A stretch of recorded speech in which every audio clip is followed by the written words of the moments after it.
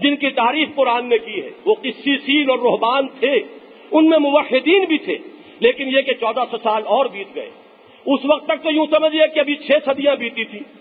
حضور کی جو ولادت ہے وہ 571 عیسوی کی ہے، تو ابھی 6 صدیاں پوری نہیں بیتی تھی کہ وہ جو آفتاب ہدایت ہے محمد الرسول اللہ صلی اللہ علیہ وسلم کا وہ طلوع ہو گیا۔ تو 600 سال میں بگاڑ اتنا آ چکا تھا، تو اب اس کے بعد 1400 اور ایڈ کیجئے، اب تو 2000 برس ہونے کو آ رہے ہیں۔ نتیجہ یہ ہے کہ آج آپ کو پورے کرۂ ارضی پر حضرت مسیح علیہ السلام کی جو اصل تعلیمات تھی ان کا کہیں سراغ نہیں ملے گا۔ وہ ملے گا تو صرف قرآن مجید میں ملے گا، مسیح کے نام لیواؤں میں نہیں ملے گا۔ یہ سازش کیا تھی؟ ایک شخص جس کو پال کے نام سے دنیا جانتی ہے، میں نے ایک شخص کا بار بار یہاں تذکرہ کیا ہے جس نے وہ کتاب لکھی ہے دی 100، اس میں حضور کو وہ نمبر 1 پر لایا ہے تمام مشاہیر عالم میں۔ میں حیران ہوتا ہوں، اللہ تعالیٰ، میں نے پچھلی مرتبہ بھی آپ سے یہ عرض کیا تھا، اللہ تعالیٰ سے دعا کیجئے کہ اللہ تعالیٰ ان سچی باتوں کے کہنے کے طفیل اس شخص کو اسلام کی ہدایت دے دے۔ مسٹر ہارٹ، اس نے یہ لکھی ہے بات، بالکل صحیح بات، کہ حضرت مسیح علیہ السلام کی زندگی تک عیسائیت کی حیثیت یہودیت کی ایک جماعت یا یہودیت کے ایک فرقے کے سوا کچھ نہیں تھی۔ یہ وہی ایک سلسلہ ہے، سلسلہ بنی اسرائیل انبیاء کا۔ اس نے یہ بات لکھی ہے اور درست لکھی ہے کہ موجودہ مسیحیت جو ہے وہ ساری کی ساری ایجاد ہے سینٹ پال کی، اگرچہ اس نے تو لفظ سینٹ کی استعمال کیا ہے، لیکن یہ کہ یہ تسلیم کر رہا ہے کہ یہ ایجاد ہے سینٹ پال کی، ورنہ حضرت مسیح علیہ السلام کی طرف اس کی نسبت بالکل درست نہیں۔ اب ذرا 4 باتیں گن کر آپ یہ سمجھ لیجئے کہ کن کن پہلوؤں سے حضرت مسیح علیہ السلام کی اصل تعلیمات کو ختم کر کے اور اس کی جگہ بالکل نئے عقائد جو شامل کیے گئے۔ سب سے پہلی چیز ہمارے دین کی جڑ اور بنیاد وہ توحید، لیکن آپ کو معلوم ہے کہ حضرت مسیح علیہ السلام کی تعلیمات کو جس طرح مسخ کیا گیا ان میں وہی توحید ہے کہ جس نے تثلیث کی شکل اختیار کی، اور آج بھی جو اناجیل اربعہ موجود ہے ہمارے پاس ان کے اندر الحمدللہ ثم الحمدللہ اس تثلیث کا کہیں کوئی نشان موجود نہیں۔ یہ سارے عقیدے بعد میں گھڑے گئے، لیکن یہ کہ تاریخ جو ہے اس بات کی گواہی دے رہی ہے، کامیابی جو ہے وہ اس کی ایک بڑی نمایاں مثال ہے کہ وہ اصل دین جو ہے وہ کتاب میں لکھے ہوئے ہونے کے باوجود دنیا میں اس کا نام و نشان نہیں، اور توحید کی جگہ تثلیث۔ عقیدہ آخرت ہمارے دین کی دوسری بہت اہم بنیاد، بلکہ ہمارے عمل پر تو آپ کو معلوم ہے کہ زیادہ اثر جو ہوتا ہے وہ عقیدہ آخرت کا۔ وہ اکاؤنٹیبلٹی کا لفظ وہ آپ کے ہاں بہت چلا ہے بہت عرصے تک، اس کو ذرا ذہن میں تازہ کیجئے۔ یہ آخرت کی اکاؤنٹیبلٹی کا احساس اگر ہوگا تبھی انسان کا کردار درست ہوگا، ورنہ یہ ہے کہ عقیدہ توحید بھی ہو سکتا ہے کہ وہ ذات و صفات کی ایک بحث، علمی بحث بن کر رہ جائے، جب تک کہ باس پرس کا احساس نہ ہو۔ ان الی ربک الرجعا، اپنے رب کی طرف لوٹ کر جانا ہوگا، محاسبہ ہوگا۔ اما من خاف مقام ربہ ونہى النفس عن الہوى، وہ شخص کے جو اپنے رب کے حضور میں کھڑے ہونے سے ڈرتا رہا، لرزتا رہا کہ جواب دہی کرنی ہوگی، ایک ایک عمل اور ایک ایک قول کی جواب دہی کرنی ہوگی، یہ عقیدہ آخرت۔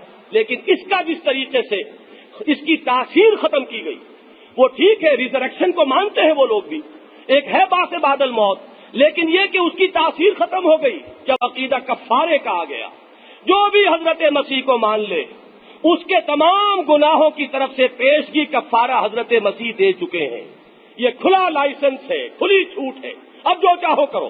تم نے جب مسیح کو مان لیا، اس کے نام لیوا ہو گئے، تو وہ تو تمہارے تمام گناہوں کا پیشگی کفارہ دے چکے، اپنا خون بہا کر اور اپنی جان دے کر وہ سولی پر چڑھ گئے، تمام ماننے والوں کی طرف سے کفارہ بن گئے۔ آپ اندازہ کیجئے کہ دونوں جو عقیدے ہیں، توحید وہ ختم، عقیدہ آخرت وہ ختم۔ رسالت کے عقیدے کو اس طرح ختم کیا۔ حضرت مسیح علیہ السلام جو رسول تھے، جب وہ الوہیت میں شامل ہوئے، جگہ جو خالی ہوئی تو اب یہ لوگ خود رسولوں کی حیثیت اختیار کر لی۔ یہ آپ کو رسولوں کے مکتوب اناجیل کے اندر اب بھی ملیں گے۔ چوتھا سب سے بڑا حملہ کیا شریعت پر، کہ انجیل میں آج تک یہ الفاظ موجود ہیں سرمن آف دی ماؤنٹ میں، کہ یہ نہ سمجھنا کہ میں شریعت موسوی کو ختم کرنے آیا ہوں، یہ شریعت موسوی ہرگز ختم نہیں ہوگی، میں اس کو پورا کرنے آیا ہوں، ختم نہیں کرنے آیا۔ اب تماشا یہ دیکھیے، دنیا میں یہ تماشے ہوتے ہیں، انجیل موجود ہے، متی کی انجیل موجود، سرمن آف دی ماؤنٹ موجود، اس میں یہ جملہ موجود، لیکن پال نے شریعت کو ساقط کر دیا۔ شریعت اب ہمارے اوپر لاگو نہیں ہے، شریعت موسوی ختم ہو گئی۔ نتیجہ کیا نکلا کہ انجیل میں کوئی شریعت ہے نہیں۔ جب حضرت مسیح خود کہہ رہے ہیں ازروع انجیل کہ میں اس شریعت موسوی کو ختم کرنے نہیں آیا. اگر تو وہ ختم ہوتی، منسوخ ہوتی تو نئی شریعت دی جاتی. قرآن میں نے آ کر وہ نئی شریعت دی ہے، انجیل میں کوئی شریعت نہیں. لہذا اب جب وہ شریعت موسوی ساقط ہوئی، خلا ہو گیا، توحید ختم، آخرت ختم، رسالت ختم، شریعت ختم، اور ان تمام چیزوں کی جگہ جو چیز لائی گئی وہ ایک حزنیہ، ایک ٹریجڈی، حضرت مسیح کی ذات اور ان کے صلیب اور ان کے سولی چڑھ جانے کے واقعے کے ساتھ ایک جذباتی ایسا ربط قائم کیا گیا. جذبات آپ کو معلوم ہے وہ چیز ہے کہ جب یہ جوش مارتے ہیں تو عقل اور خرد جو ہے انسان کی وہ ان کے نیچے دب جاتی ہے. جذبات کا سیلاب آیا، لہذا پورا مذہب جو ہے وہ اب ایک صرف حزنیے، ایک ٹریجڈی کے گرد گھوم رہا ہے. میں اس وقت عیسائیت پر تنقید کے لیے یہاں نہیں کھڑا ہوں. جو بات بتانا چاہتا ہوں وہ یہ ہے کہ کس طریقے سے رسولوں کی اصل تعلیمات کو ختم کیا گیا، کس قدر ذہین لوگ تھے جنہوں نے یہ سازشیں کی ہیں. حضرت مسیح علیہ السلام کی دشمنی ان کی زندگی میں جس حد تک کی، ان کے رفع سمائی سے پہلے ان کو کافر قرار دیا یہودی علماء نے، انہیں مرتد قرار دیا، انہیں جادوگر قرار دیا، انہیں واجب القتل قرار دیا. پیلاٹس پونٹس کے بارے میں تاریخ بتاتی ہے کہ اس نے اپنے ہاتھ دھو لیے تھے. I wash my hands of Christ, اس کے خون سے میں اپنے آپ کو پاک کر رہا ہوں، میں ذمہ دار نہیں ہوں، تمہارے اوپر آئے گا اس کا خون. گورنر جو ہے وہ اپنے آپ کو بری کر رہا ہے، لیکن یہودی علماء ایک جلیل القدر رسول کو سولی چڑھوا رہے ہیں. اپنی حد تک تو انہوں نے یہ کیا، اللہ نے جو کیا وہ اللہ تعالیٰ کا اپنا فعل ہے، لیکن انہوں نے سولی پر چڑھوا کے دم لیا. یہ ہے وہ تاریخ جو ہمارے سامنے ہے. یہی فتنہ اسلام پر حملہ آور ہوا ہے، اسی نے اسلام کی تعلیمات کو بگاڑا ہے. اب یہ میں انشاءاللہ تعالی اگلے جمعے میں کچھ عرض کروں گا کہ کس کس حیثیت سے یہی اس کی پوری داستان اپنے ذہن میں رکھیے کہ یہ پہلی مرتبہ نہیں ہوا. دین محمدی علیہ صاحب الصلاۃ والسلام کا معاملہ ایک پہلو سے مختلف ہے، اور وہ یہ کہ حضور آخری رسول ہیں، یہ دین آخری دین ہے، اور یہ کتاب آخری کتاب ہے قرآن مجید. یہ تو ممکن نہیں تھا کہ اس کی اصل تعلیمات کو بالکل ختم کر دیا جاتا، یہ ممکن نہیں تھا، اس لیے کہ یہ آخری رسالت کا تقاضا ہے کہ اس کی حفاظت ہو. یہی وجہ ہے کہ اللہ تعالیٰ نے ذمہ لیا قرآن مجید کی حفاظت کا. انا نحن نزلنا الذکر وانا لہ لحافظون، ہم نے یہ ذکر نازل کیا اور ہم اس کے محافظ. اس حفاظت کا ذمہ اللہ نے لیا. حضور کی سیرت مطہرہ کی بھی ایک حفاظت ہے جو اللہ تعالیٰ خصوصی طور پر فرما رہے ہیں. لہذا یہ تو نتیجہ نہیں نکل سکا یہودی سازش جب اسلام میں آئی ہے کہ اسلام کی اصل تعلیمات بالکل ختم ہو جاتی، لیکن واقعہ یہ ہے کہ زخم ایسے کاری لگائے ہیں. حضرت عثمان کی شہادت سے بڑا اور کون سا زخم ہوگا؟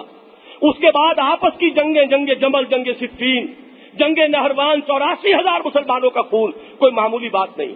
پھر حادثہ کربلا ہے، اور پھر جیسا کہ میں نے عرض کیا تاریخ کے اندر جا بجا آپ کو اس سازش کے شاخسانے نظر آئیں گے.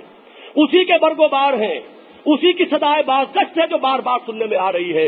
یہ یہودی سازش کو پہچانیے. ہم بدقسمتی سے آپس میں دست و گریبان ہیں، وہ ان پر تنقید کر رہے ہیں، وہ ان پر تنقید کر رہے ہیں. کسی نے حضرت عثمان کو متہم کر دیا ہے، کوئی حضرت علی پر الزام لگا رہا ہے. معاذ اللہ، یہ در حقیقت ہم سب کے سب ان کے اعلی کار بن رہے ہیں، اس فتنے کے ہاتھ مضبوط کر رہے ہیں. اس فتنے کو پہچاننا جو ہے وہ ضروری ہے. انشاءاللہ تعالی اس پر آئندہ جمعے میں گفتگو ہوگی. بارک اللہ لی ولکم فی القرآن العظیم ونفعنی وإیاکم بالآیات والذکر الحکیم. انہ تعالی جواد کریم ملک بر الرؤوف الرحیم.